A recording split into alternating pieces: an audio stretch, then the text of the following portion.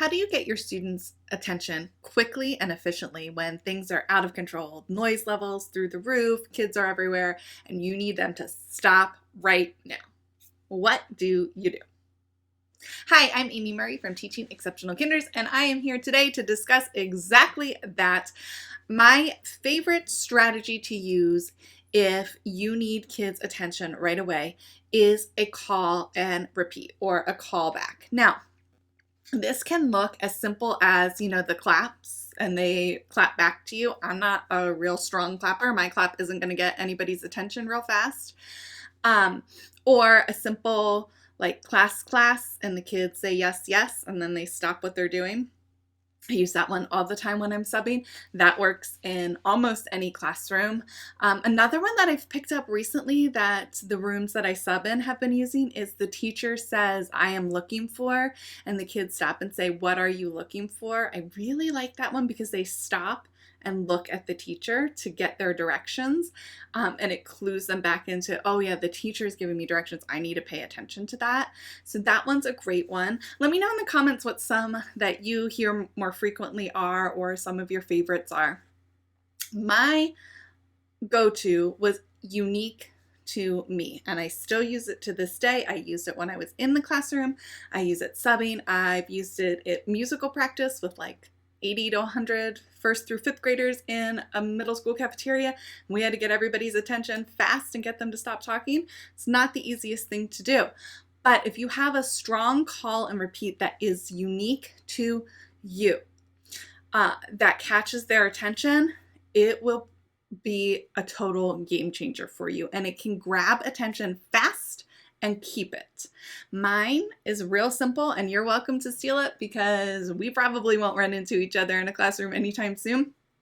I say spaghetti, the kids say meatballs, and then I follow it up with voices, and they say off and get silent.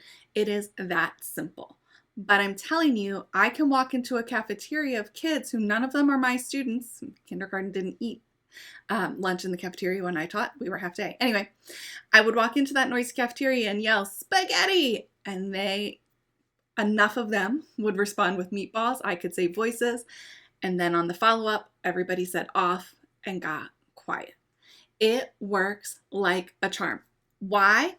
Spaghetti? I don't know. I don't even particularly love spaghetti, but it works. If I say spaghetti in a classroom, like I was just in second grade last week, and I said spaghetti when the noise got a little too high, and enough of them said meatballs that the others looked around like, well, what is happening here? And then we said voices off, and everybody got quiet.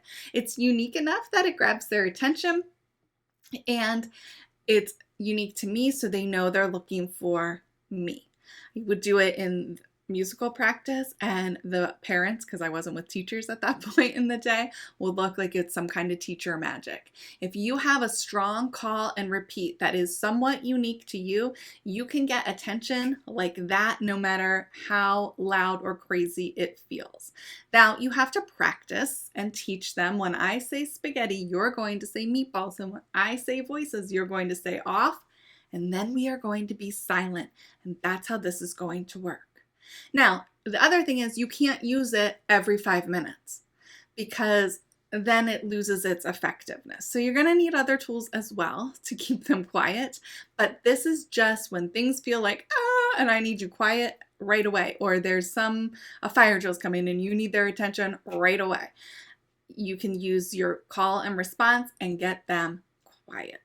So what are some ideas of other call and repeats you can use? I asked you earlier to put some down in the comments. I like something that is unique. Maybe you have a school mascot.